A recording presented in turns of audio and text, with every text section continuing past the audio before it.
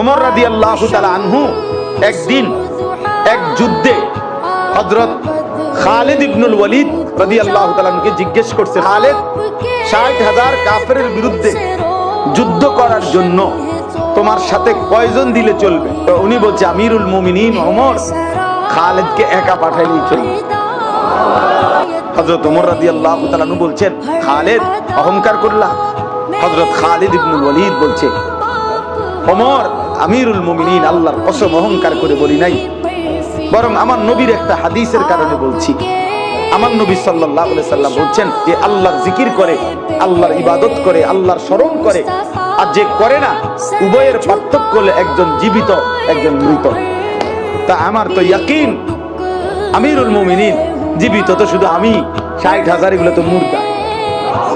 তো মরা মানুষ ৬০,০০০ হইলে কি আর ৬০ লাখ হইলে কি, জীবিত তো আমি একাই।